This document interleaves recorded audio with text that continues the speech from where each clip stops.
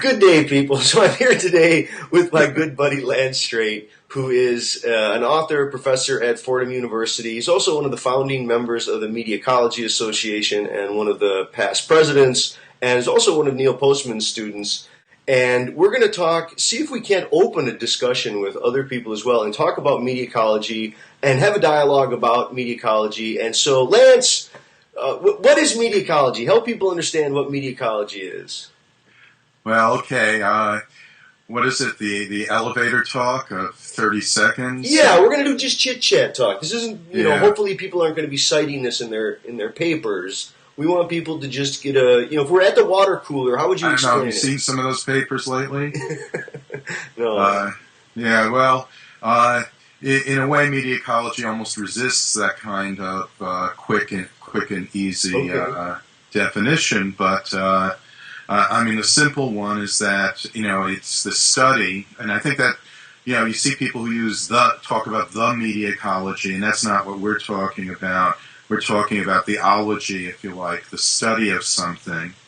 And the way Neil Postman defined it was that it's the study of media as environments. Right. And I think that works on a few different levels, but, there goes my light. Okay. This is part of our media ecology, is the electric light here, which is in my office. It's set to go off automatically, and it shows how inactive I am because it keeps going off. So what media ecology is, the idea of the environment says something about how media affect us, that they have the same effect on us as the natural environment. I think it encompasses McLuhan saying that the medium is the message. And I think it's important to go back to the idea that it takes a very broad view of what a medium is, so that we're not just talking about radio, television, and movies, but we're talking about all forms of technology. We're talking about all kind of methods and means by which things are accomplished. Right.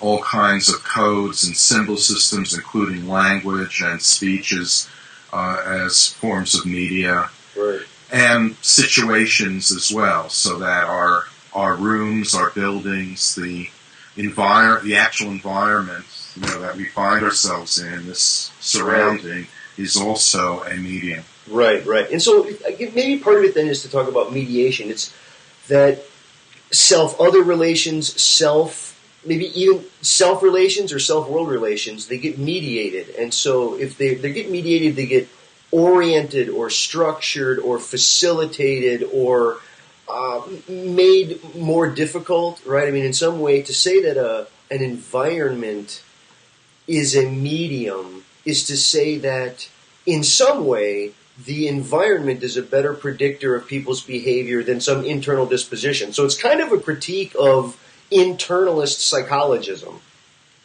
Yeah, I would go along with that, and so I mean media ecology as a field, we look at it as a field of study or inquiry, right.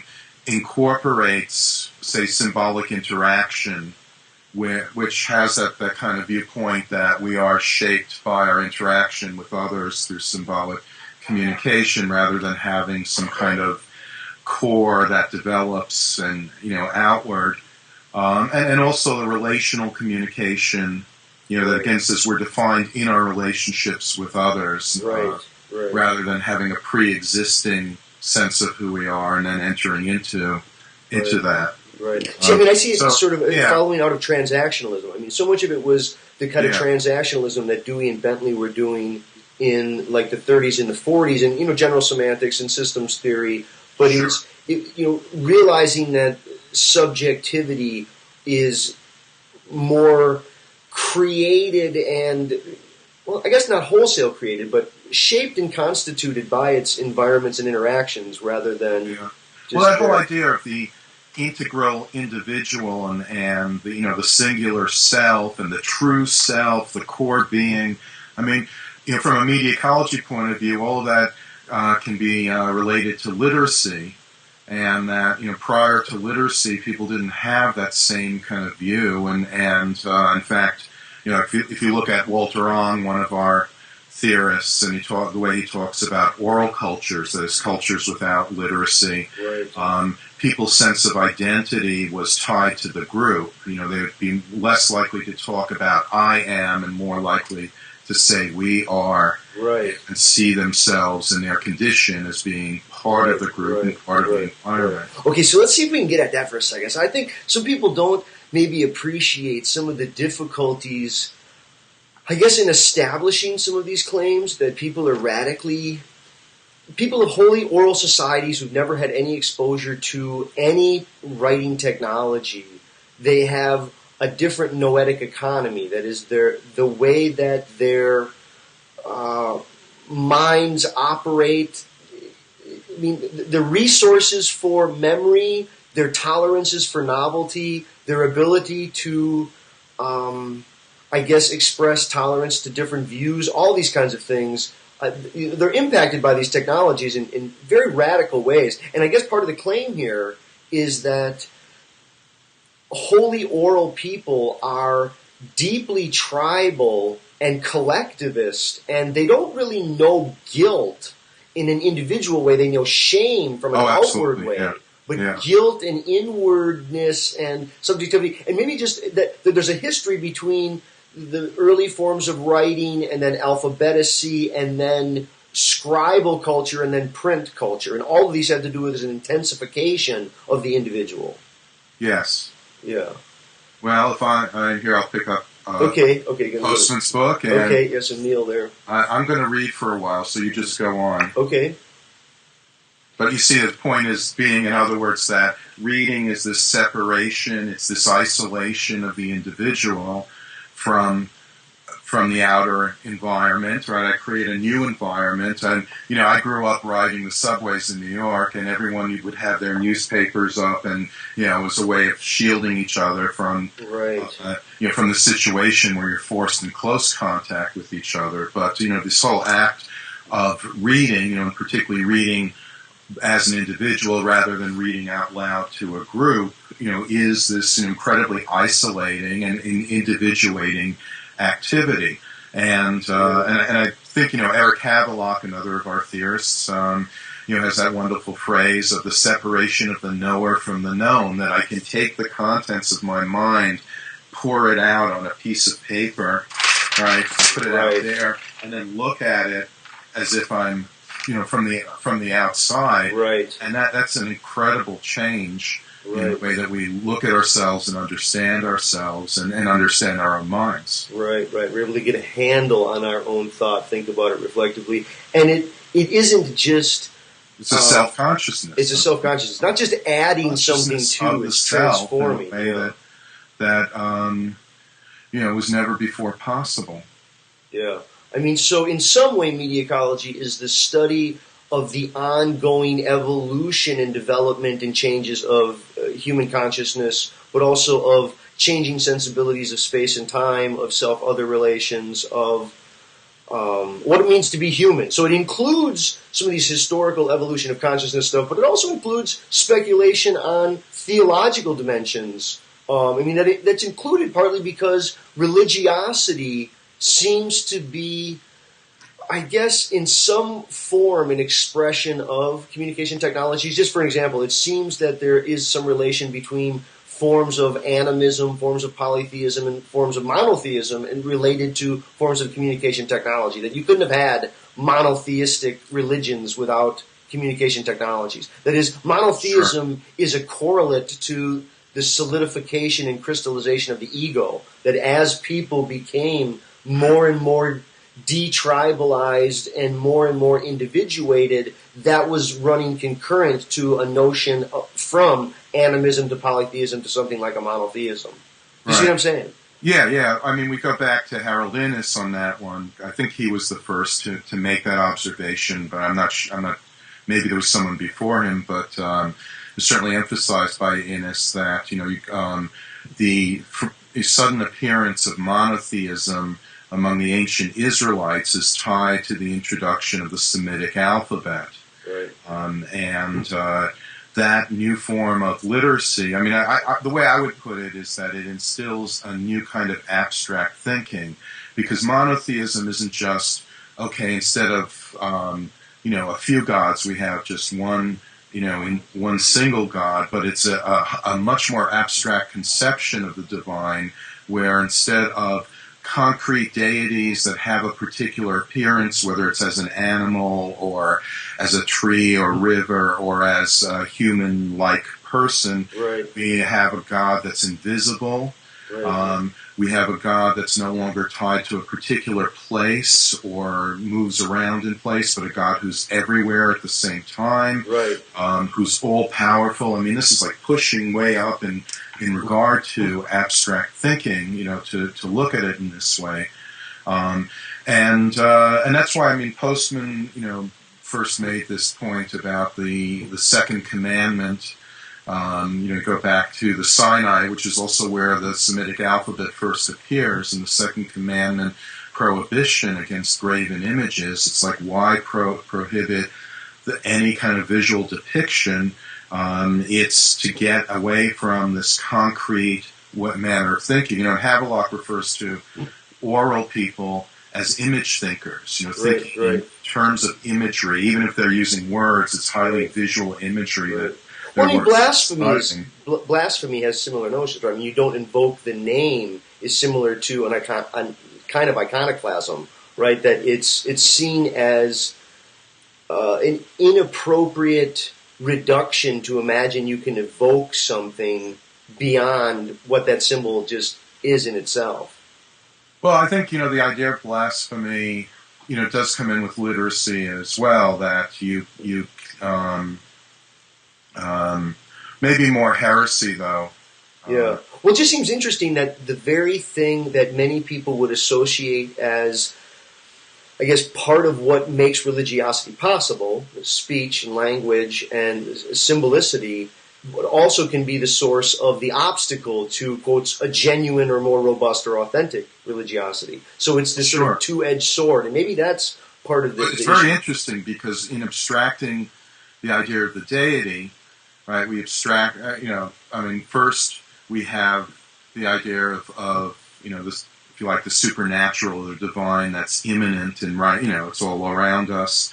And then we move from all around us to a mountaintop, and from the mountaintop up to the sky, and from up to the sky to somewhere else that we can't even locate.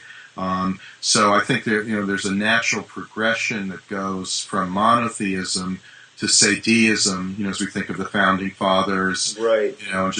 God creates the universe and then leaves it alone. Well, how about the clock? From there up to atheism, right. Which is the most abstract. We abstract God out of existence altogether. Right. The other feature of literacy with religion, and here another name, Jack Goody, talks about this, is that you suddenly have a sacred text. And that sets up an either-or situation.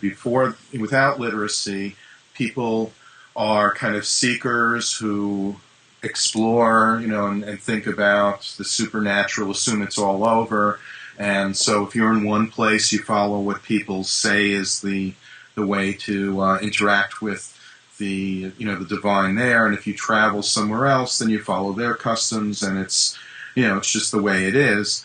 But when you have, again, a sacred text, you say, this is it, accept it, or you're a heretic, or a non-unbeliever. Right. It becomes an either-or. You get, believers and non-believers. You get conversion, the idea of belonging, not belonging. We get heretics and excommunication. Well, I think it's interesting, too. There are senses in which the book introduces its own kind of naivete because it introduces decontextualized knowledge. And so, like, a rube could come to believe what, it seems like it could be entertained, because you can sit with a book and you can read something and you can gain what looked like it was, at least passed off as knowledge to some person.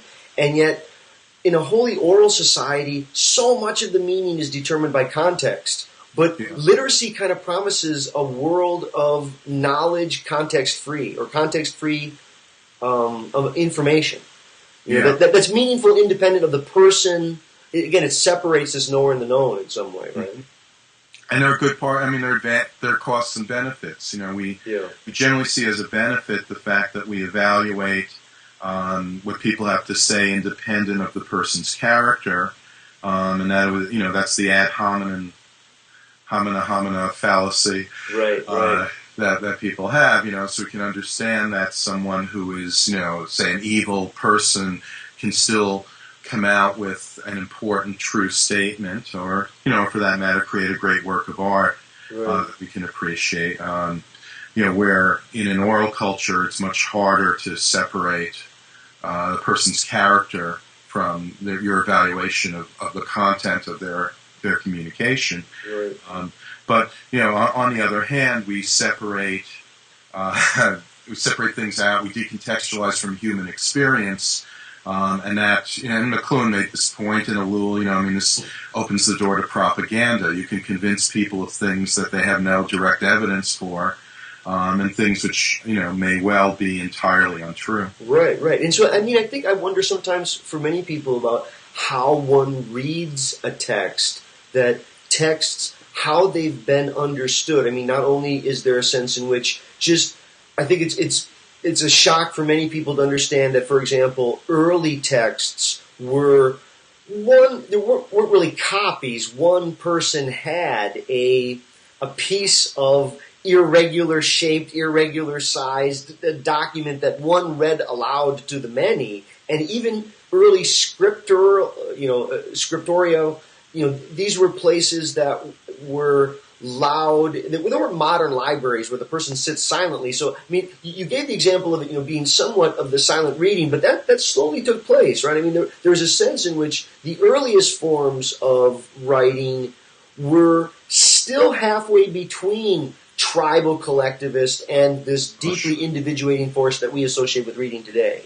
Sure, yeah. It really took printing to fully unleash that potential.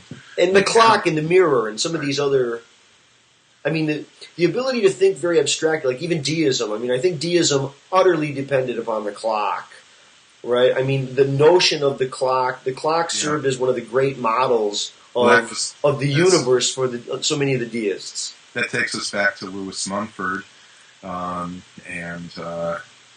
his important point about the clock as the beginning of mechanization. McLuhan wanted to say, well, the clock was, based on the alphabet, but there's something really interesting about the clock because it's the first form of automatic technology. It's the first machine that runs on its own without sort of power being inputted to it from some outside source. Right. And that's kind of remarkable. When you think about it, it really is the first robot in a certain way. Right. And it's also a machine whose product was not anything physical, but pure information. So in many ways, it's the ancestor of the computer. Oh, agreed. Yeah, the first. I think that's right.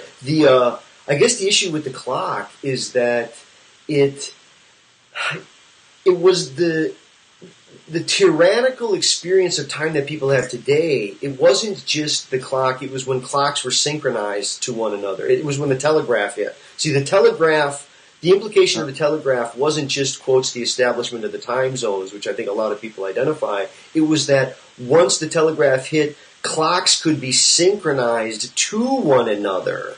And once they were synchronized, it creates an abstract time that's independent of the person. So you want to talk about the completion of the knower and the known being separated. To the extent that one is temporality, if you do this kind of more existentialist Heideggerian. I just want to stop you there because I would disagree on this point. Okay. That what the telegraph did was it spread that and homogenized time over a larger area. But synchronizing, first of all, the clock creates homogeneous time because it produces, it divides the day up into absolutely equal units. If you think If you think of the clock sort of coming out of the sundial breaks the day up into 12 hours, but unless you're on the absolute equator, the length of each hour will change from one day to Well, I another. know. Well, But just to go back to traditionally, noon was when the shadows were their shortest. Okay, yeah, and so yeah. there's that issue. Just to go back to the Middle Ages. I mean, the clock's invented in the 13th century in the monasteries, but then it spreads to the towns. You get a clock tower, and the clock tower is the first thing to rise higher than the church steeple. Right, and it doesn't. The clock tower is not synchronized time. Sense of time for the whole. It does not synchronize. It does not. It does not. Yes, no, it doesn't. Because this would be a great issue to get at. Because the bells of the clock. When the clock tower bell rings, and it's the gathering of people when it's now noon, different people at different distances all hear it, and it takes them different distances to gather. But once the telegraph hits, all of those different clocks can be synchronized, and they can know with precision when it will be noon 5 minutes from now. So, for example, right now you and I are at a great geographical distance to each other, even though we're in the same time zone, and yet there are lots of people, and I'm right at the border of the Illinois, there are people who are right next to me who are in a different time zone. So in some sense, the time is less accurate because the clocks have been synchronized. Well, that's true, but that again is a function of distance. But I don't. Okay, well, time is a function of distance in that sense, because you could walk and keep it noon all day long if you were able to stay running fast enough. Before you have the telegraph, you have the clock tower. Right. Then you have people, other clocks being made, and they're set to the clock tower. That's right. And you have one's accurate down to the minute in the 1800s, early 1800s. So you have a homogeneous synchronized time locally. Locally, but no, it's when the abstract grid. My point would be that if you want to take Havelock's notion of writing separating the knower of the known, it's the electric clock in creating an abstract grid of time that's independent of local geography became the fullest expression of this kind of abstract world, a known world independent of any knower. That is the sort of abstract, I think it's sort of like an inhuman prison that many people, this sort of mechanized prison that people feel themselves in. Well, I mean, I don't disagree that the telegraph had an important effect in homogenizing time over a larger area and ultimately created a sense of time that was coordinated across the globe. Well, that took many years afterwards, for that to spread, But even take automation in the workplace, right? Without electricity, automation in the workplace was really only facilitated in those kind of invisible technologies that Mumford would reference. That is, when workers would coordinate together. Yeah, the bell tower would go, and then they couldn't really start working until all the workers were there. See, there's great examples. I think you're kind of discounting the fact that, let's say, the bell tower rings on the half hour. Okay. And let's say everyone lives within half an hour of the workplace. Okay, when you say half an hour, okay. I mean, people didn't commute the way they do today. Right. So if everyone has to be there at 9, it rings at 8:30. They know they've got half an hour to get there. I think that's anachronistic. I think we're introduced. Like the regimentation of schools and scheduling of schools in the 20th century. I mean, largely the later part of the 19th, but the 20th century, that almost wouldn't have been possible without the synchronization that the telegraph brought to the clock. Well, again, I don't think that's. I mean, it certainly would have been possible because we go back to the invention of the clock, and it's the synchronization of the canonical hours, so that the monks will all know when to go to pray. It's right. Those are all. Yeah, no, I'm not denying the local regional one. I guess I'm trying to get at this more. I guess these sensibilities that we, began with on the growing expanse of tolerance for abstraction, or the degree to which the communication technologies create an increasingly abstract world that we live in. I think so much of the world that we take for granted, or that young people come into a world, and they come into a world that has time zones, has mirrors, clocks, Sure. has literacy. They don't realize, I guess, the degree to which these were historical developments that it's hard for me to, I guess what I'm trying to convey here. Well, we're not really disagreeing. No, I don't think we're disagreeing on the details of it. But again, all of these, each of these technologies in turn have had their effect, and have altered our living conditions, our sense of the world, and word. And one thing that perhaps we haven't brought up is that they've also altered our social organization. I know you put a lot of emphasis on kind of the inside looking out, so how we see the world and how we experience it. But in some ways, we go back to the external as well, so that when you change the way people go about their activities and the larger social organization, that gets internalized in turn and affects our thinking processes. So that, to go back, again, when we talked about tribalism, the ability to create a complex social structure requires complex systems of communication, and speech alone doesn't provide enough of that complexity, which is why in these kind of tribal cultures, what happens is if the population grows past a certain point, which is not very big, people will split off because they cannot live together in a larger group and function properly. Right. In order for more complex forms of social organization to emerge, first you need systems of notation, and ultimately writing. Literacy and bureaucracies they run together. They're dependent. Right. Yeah. Well, bureaucracy, we forget that bureaucracy comes from bureau, which is a file cabinet, and that relates to forms, the printing of blank forms that could be, that sort of create a uniform way to organize information. You think of the printing press, you think of books. But blank forms. Yeah. Maybe one thing to follow on this is, I think, a lot of people talk about post. They use the word post. They'll say, well, we're in a post-literate age, or we're in a post-whatever age. We use postmodern age. It was kind of a post-humanist age.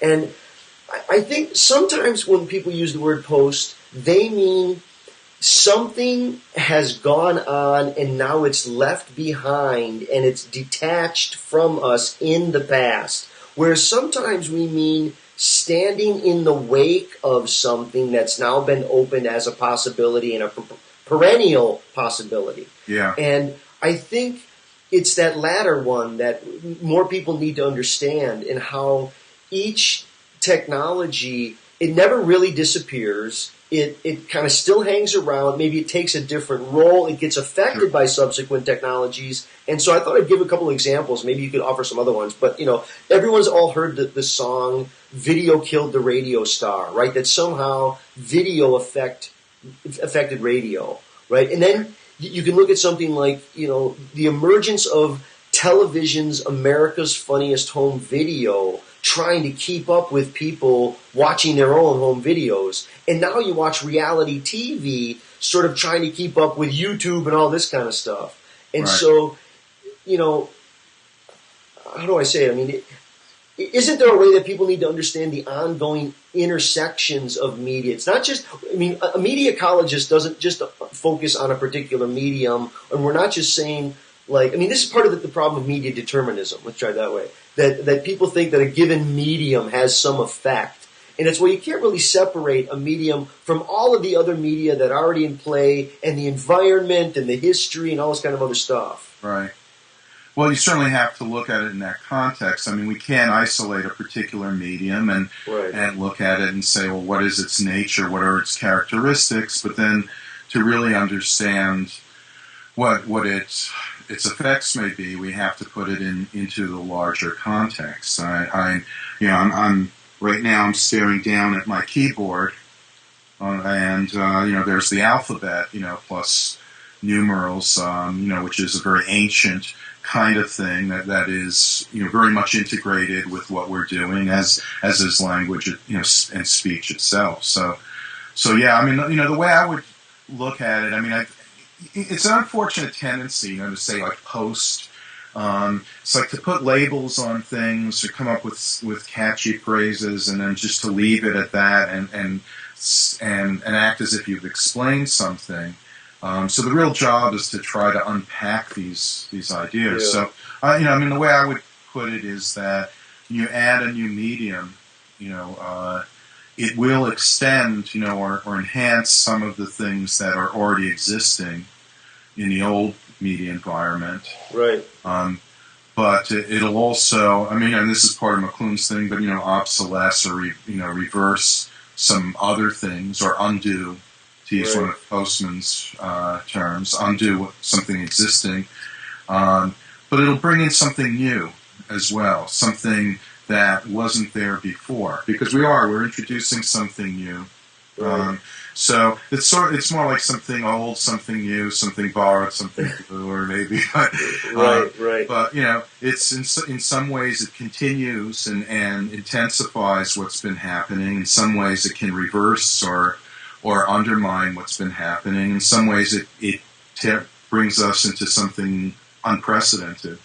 Yeah. I mean, I think some people. I was just recently reading Andy Clark's Natural Born Cyborg, and he kind of differentiates between what he calls first wave and second wave technologies, and he marks these new social interactive kinds of technologies as these second wave ones, and sort of says that the cell phone is this watershed mark for many people. This is the watershed point for many people, where if you're on the way to extending the brain today, you have a cell phone. Whereas, it used to be literacy was the way that you externalized mind. There was the people who were literate, and then the people who weren't. And now there's going to be extending the brain. When you think about, what people are saying about the radiation from cell phones, can't help thinking about that. I'm sorry. But I think we do. We actually do extend our brain with writing, and we've learned how to. To try to do complex, addition of 3-digit numbers without pen and paper would be, it's almost inconceivable. So much of our understandings of basics of math, of just addition and subtraction, division would be, very, very difficult without it. And the same with, people. You can't be illiterate in a wholly oral society. So once we've created a literate society, then literacy is such a condition that the normal natural state of orality becomes a deficit condition. Like, will that happen with the cell phone? Will the cell phone become such a prerequisite of information access gathering that those who don't have it will be the equivalent of illiterate, or, Well, the unplugged is... you have a cell phone. You're usually junked out. We've spent here half an hour, and you've only been sneak checking it while we're talking. I don't have one. What was that again? Am I going the way of the dinosaur? Am I the dodo bird over here because I don't have one of these? Dodo bird, I think, is the... Well, if you want to be a fully functioning member of society, it's hard to do that. I need a cell phone. Without that, I don't know if it's the cell phone per se, but I think, to me, the interesting thing is, if we go backwards and go back to the environment, which is supposed to be our topic anyway. Right. Well, the cell phone is a good environment. It's a good example of a thing that looks like a technology in an environment, but we're in the environment that the technology makes possible. That's true, and it also makes over the environment, and that's what we haven't quite seen yet. Well, do you mean in the sense of high-tech trash, or what do you mean? Well, what I wanted to say was, if we go back to, a sort of prehistoric condition where we are living in a natural environment, or we sort of think of ourselves as that. What we do is but even just by existing, we remake our environment.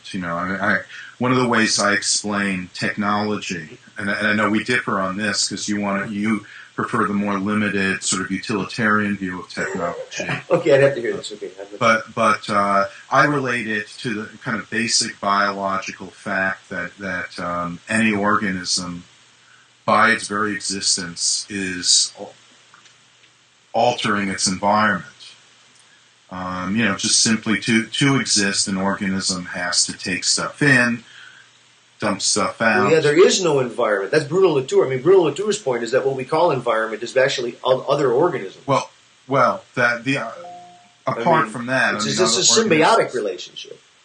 Well, what I'm saying, okay, there's nothing to do with Latour, but what I'm saying is that there is an environment. The environment precedes the organism. The organism, comes out of the environment, emerges out of the environment. If we were to imagine, say, the first organism to ever exist, existing by itself, in its very existence, it has changed its environment through its metabolism and this ongoing effect, and then it creates other copies of itself, which further change its environment. So what I'm saying is that that life is or biology is a kind of technology in the sense that it is its functioning changes the environment that it finds itself in. Now, we go back to human beings. So just in existing and hunting, we change the environment. We cause just hunting alone can cause certain species to be extinct. Sure. I jump ahead to the agricultural revolution, and we're remaking the environment in a massive way by clearing land, and domesticating animals, planting seeds, all of that. We think of farms as nature, natural, but they are really a technological development and an extreme alteration of the environment. And then the city, is a even more extreme recreation of the environment, and one that is tied to writing. And the further on we go on in terms of human development, we find that we've remade our environment, and especially in creating straight lines and rectangles, angles, the rectilinearity, which is a function of literacy.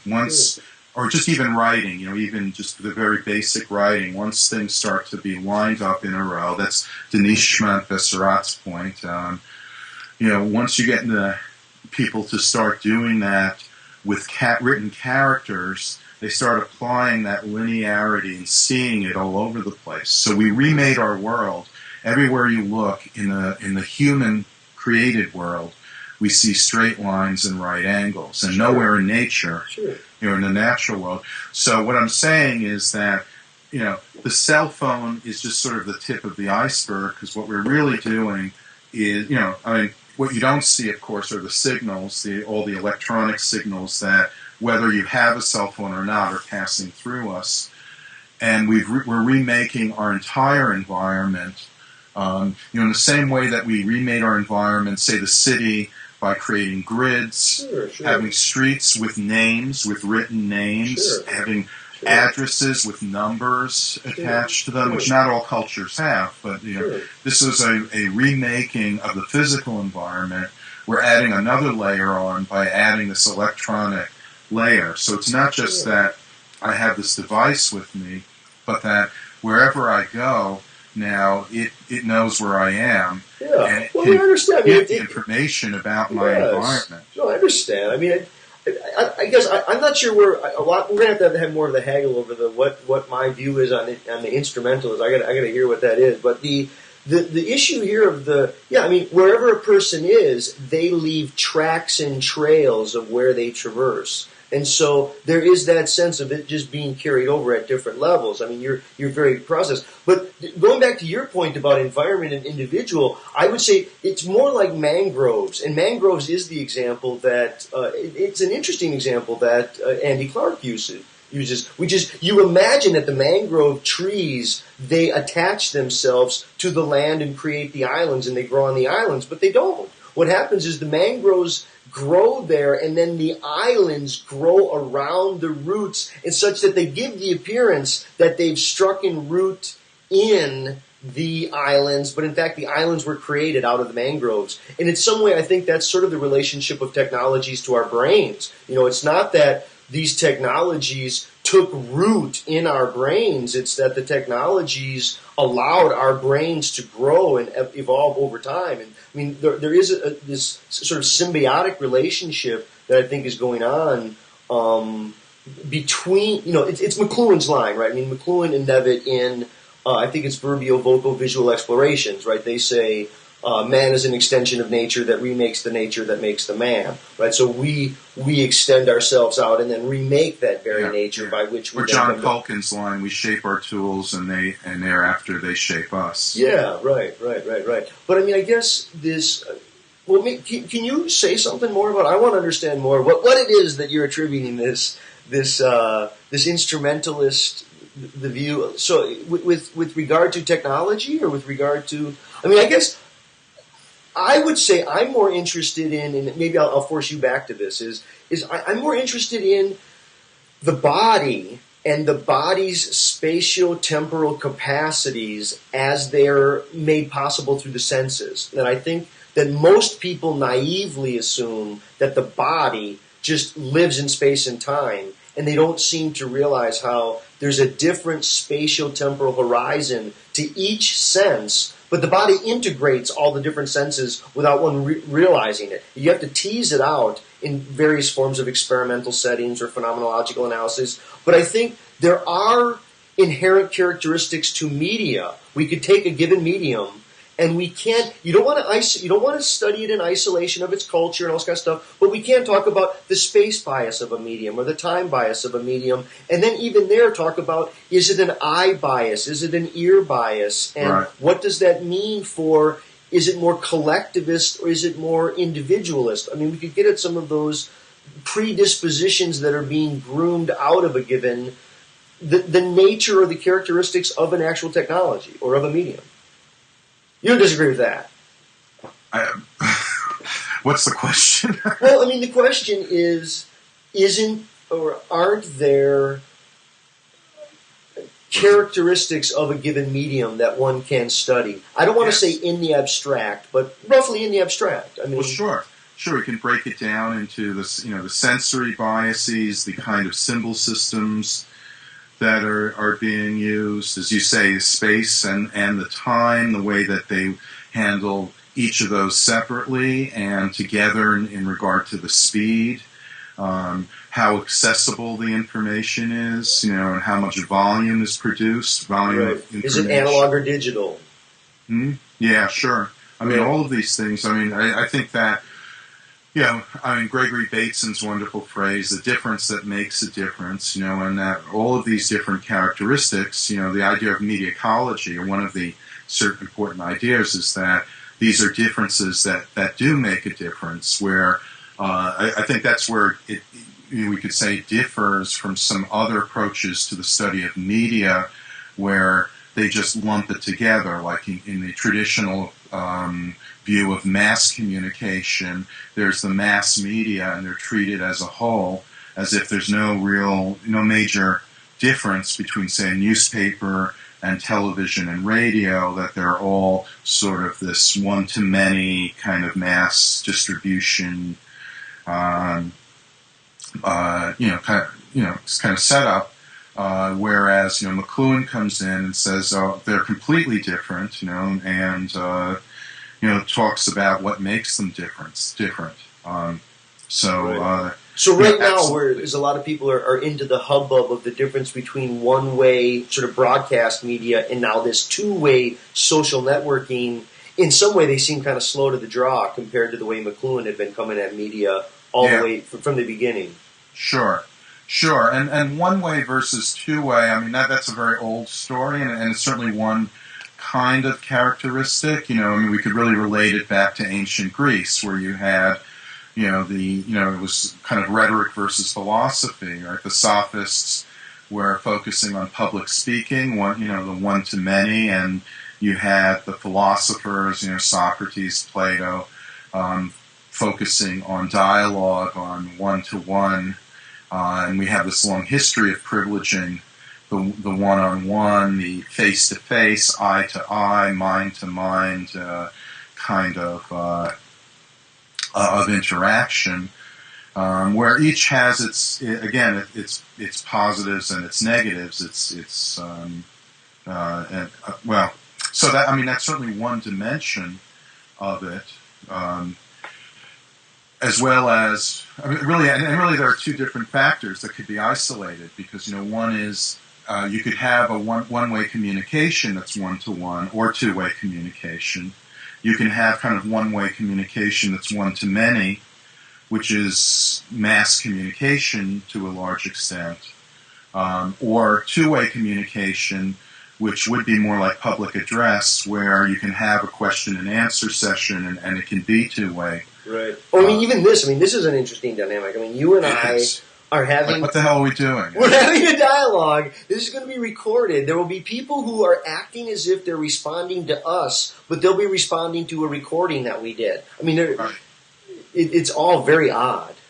It is very strange, and in a way, what we didn't do that would be a function of media ecology would be to first consider what it is we're doing. It's one of the things that a media ecologist would do, would be to ask, what is the medium that we're participating in? How does it affect what we're doing? I think we have. I guess I will defend that right now and say, we had this discussion at the most recent convention, and there was concern for people. Not us right now. I know, but I think there was a concern for you and not just you and I to have this dialogue, but I think there were larger group of people encouraging us to try to initiate some discussion, encourage other people to post videos, to try to get more, I guess, the kind of knowledge and the kinds of insights that come from the people that we've been reading, to get more well-known, more access out there. Yeah, and it's such a mixed bag, because...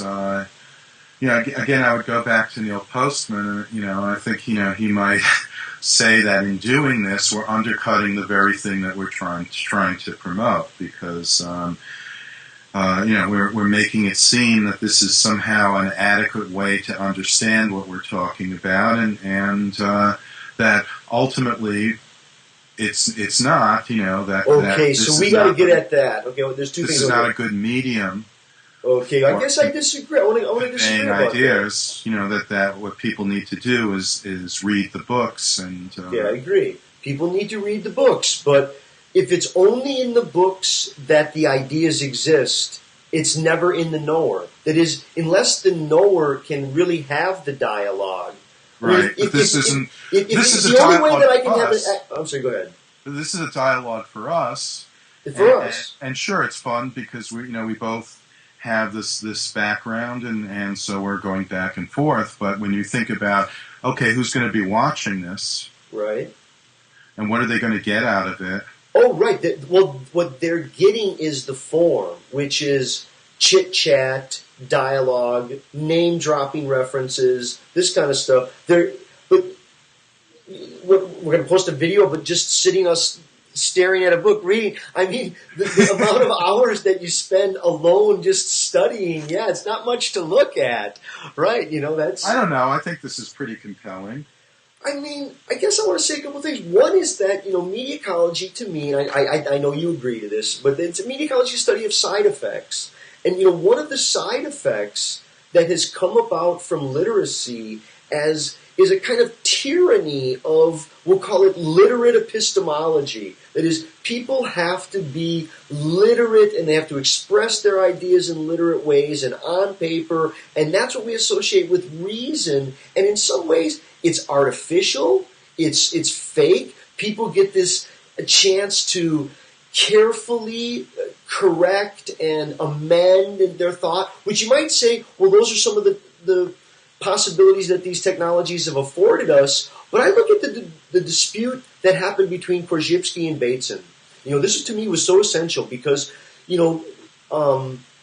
Bateson basically says to Korzybski, if only we could put this into practice, it would be wonderful. The problem is I habitually make slips in my everyday way of speaking that resort to this kind of naive epistemology that isn't in line with what you say. Now, I can, when I'm careful about it and reflective about it, be very conscious of my abstracting, but there are other times when I slip back into this problematic epistemology. And he says, but a shrewd student would take much more to be gained in studying my slips of speech and the places where it happens than they would in trying to understand my work simply from my writing. And that's always really stuck with me, that there's something about, look at the Socrates-Plato example, right? Just as the example, Socrates didn't want to write anything down because he thought he's going to get misunderstood as soon as he does that.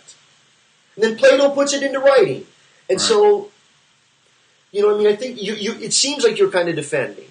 It seems like you're kind of defending that this isn't scholarship, or that this isn't genuine thinking, or this isn't real knowledge. Well, there are a couple of points here. Okay. One is that you're sort of isolating literacy, where we are, when you go back to, if we were to think of like the ideal form, I don't mean that in a Platonic sense, but the sort of ideal situation is the seminar where we've read, where we've read something and we come in to discuss it. I agree. And it's the discussion and the oral interpretation of the text. Of the text. We have the text, but us discussing it. I agree. It's that interaction that is golden. Now, and then again, I'm saying that this is what we're doing, although we're not doing it in relation to a specific text, which maybe we'll do in the future. We're just doing it more generally, but still that is what we're doing. We're not face-to-face, though. Huh? We're not face-to-face. I'm looking at pixels on a screen. I'm pretending that it's you.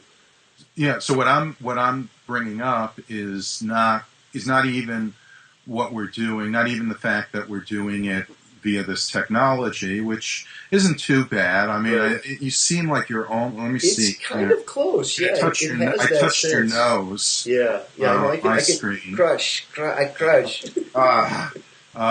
Right. So, but it works pretty well for kind of interpersonal communication between you and me. But then to think, well, okay, you're recording this, right? And you're going to put this on YouTube, right? And so people are going to be watching this. Right. And what the hell are they going to make out of it? Who will make what? Now let's go to your book example. So now there are 3 students who are grad students in a room right now, and they're going to sit down, and maybe they're having a couple of beers, and they sit down and they watch this together, and now they're going to haggle over what we said. Are they producing knowledge? Or do they have to have pen and paper in hand? Well, I think, to go back to Ashley Montague and that, the idea that in teaching, it's the method is the message. I guess the concern, and it would be the Neil Postman concern is that they'll watch this and say, this is what we want to do. This is the way to create knowledge is to Skype with each other and just talk about whatever, pops into your head. Right. So what they don't see, or they kind of bypass in a way is all the reading and the writing and certainly one thing that, let's say somebody's stumbling on this on YouTube, one thing that they may not realize, except now maybe I'll say it, is that we have had how many conversations over how many years? Oh, right. We make. I made. And both of us spent 10 years in graduate school plus, and this whole lots and lots of study and all this. I just mean you and I. How many times have we just talked? Had prolonged conversations over various topics, and all of that context is missing as well. So, the thing I wonder is that somebody's stumbling on this and says, well, these are interesting ideas, and all you need to do is just Skype with somebody and talk about things. Right. No, I agree. That's a deadly side effect. But I think it's and just again, as that problematic. decontextualization you're talking about. Yeah, no, it is. It's a deadly side effect. I wouldn't want people to take this water cooler chit chat between us as an authoritative source that they're going to cite in a paper. In one sense, but another part of me, it's more what you're suggesting, that I won't want them to think of this as what. It's like a strange thing I've been seeing is that graduate students more and more have been looking to do interviews. Yeah. And it's just sort of an odd thing because, I think when, I'm a little older than you, but I think as we were coming through graduate school, first of all, any kind of interview would be discounted as any kind of legitimate source. Oh, right. But you also, like, say, in a journal or in anything, you wouldn't see an interview being published except, something like a very senior scholar who is there's no other way to get their words into the journal, except Right. through some kind of interview process. But it was very rare. And only for the people of the highest status. Yeah. Well, see, I think this makes sense. It's an expression of the move toward collaborative learning. I mean, this notion of collaborative learning. People imagine that their contributions are in some way to this dialogue, and it may be a kind of change that's coming as a side effect from some of these technologies. But it's also this sort of bypassing again of the the kind of careful work that goes into a written work. When I think of, McLuhan made the point that teachers are great time savers, and I think that's particularly true for written work because if you think about it, the time you take to read a book could be considered more or less the equivalent that it would be the time to hear the same kind of amount of verbiage spoken out loud, but the time that goes into producing the book is much greater. So what the book does is it takes time. It really takes sort of mental labor in a way, a mental effort, and condenses it into a much more efficient form. And that's the power of the written work.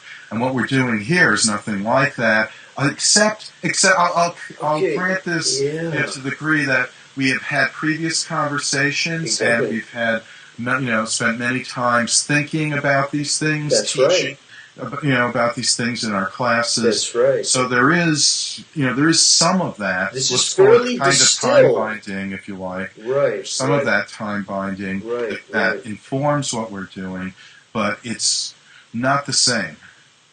It's not the same. I think it would be an issue for further discussion. But anybody who's watched my channel, they would know that completely agreed. I tried to advocate book culture, study as a way of life. That you don't just study to get a degree and whatnot. That this is part of the way that you have a mind and grow a mind, is in the dialogue with the great minds of history. Postman in teaching as a conserving activity talks about he taught a class on sunrise semester, which was I think it's 6 a.m. In New York and a few other cities, maybe like 60 cities, and it was essentially one camera, college lecture, college course content being presented on television, and that he received thousands of letters in response to that, and all except a handful had to do with how he looked, how he dressed, his hair, that he needed a haircut. Those were it was like the 70s. We will see weird comments on this. If you dare to watch any of the comments, we'll get crazy comments on this video. Yeah. So his conclusion is that, it is largely not a very effective medium. Right. For any kind of education, which is not to discount the odd person out there.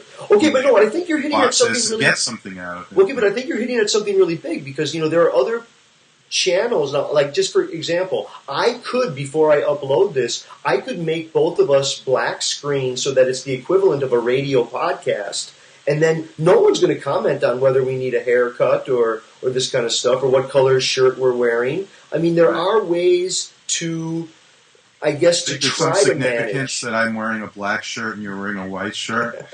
As yellow. Oh, it looks white coming across here. So, but I mean, I think there are some channels on YouTube, just as an example, that don't show images. I think for part of that reason, they do more as radio podcast. But I think these are good examples of the medium itself having certain characteristics, which just by the nature of opening that, it includes, it's informational value that can be tangential or irrelevant to what you're trying to, quotes, convey. I mean, I'll just say on the other side of things that there is something to be said for showing human beings and, showing them as human beings and kind of demystifying the authority of the kind of literate word by showing that there are real people behind it. I mean, that's the great thing, though, about kind of the classroom and the kind of live presentation, the conference, where you actually get to see the person for real. Right, poke them with We're a somewhere stick. in between that. We're in limbo, in this electronic limbo. Yeah. We're neither real nor completely abstracted. We're ghosts. Yeah, I think that's really good. So I guess on that note, we've gone an hour. I can't imagine anyone has stuck with us this long. Are you still watching out there? Anyone? We'll see if anyone stays. Says that they've stayed this long. So, do you have anything? Should we wrap up on this? I think I had a good time. I hope you had a good time. Maybe we'll do another one. Yeah, it's fun. And I think more on the texts. Maybe we should pick some texts and maybe we could think about it. I think because there are people who, in all honesty, they can't afford education. And this is not education. It's not what we'd be providing. But if we use the text, we'd have forum. more of a kind of something to organize around, because we started out with what is media ecology, and I think we very quickly got off that topic and never came back to it, which is okay. Maybe it's for the best, but if we were to start with the text, then maybe that would at least give us a grounding and maybe make it more useful, as you said. I don't want to single out 3 central texts, but if we say, just as an example, understanding media, orality, and literacy, and amusing ourselves to death, those might be 3 that really stand at the core and might be, worth, and it would be you and I doing it, but maybe other people would be willing to post video responses and chime in. Other people have read the text and, we'd see the knowledge production in the interaction, What is that, knowledge production? Well, what is that? What is that? What is this thing called knowledge? Because I think in some way we were suggesting that there is something that's the real genuine article, and it's won and earned and grown in certain ways through certain kinds of environments, and there are others that it's kind of it's fast food, it's chips in a bag, it's not the real genuine article, and I think that's interesting. Yeah, well, I think you go back to Ong, and there is knowing, there is what we know, and before literacy, that is what knowledge is. It's what what you can recall, is his famous line. Right. It's what we have. And then when we get literacy, we get this idea that knowledge is something that exists independently of us. Right. It's something that resides in the book. Exactly. But maybe that knowledge production is actually, self-growth. It's never independent of you, but you do produce new knowledge. And it's not even knowledge that you can put into words and recall, but it's a kind of adaptability of self that's grown in expressing and in exchanging. I just hesitate to dignify these proceedings that we've been engaged with as knowledge production. Oh, no, I don't, yeah, right. As opposed to 2 guys sort of goofing around. That's what I'm saying. I don't think it is. But I think we do call producing a text knowledge production, but I don't think this is. I think this is 2 guys goofing off on YouTube. Or having an interesting intellectual conversation and letting others watch the recording of what was at one moment in time an actual conversation carried on through the medium of Skype over the internet. Right. Well, on that note, personal computers. Yes. Well, on that note, should we call that a wrap? Let's call that a wrap. You can call it a fish wrap or a whatever you like. It is what it is. It is what it now was. Or it is what it isn't. That's right. Well, people will see what was and think that it is. And this was the Skype that was. There it was. Now it will be for others.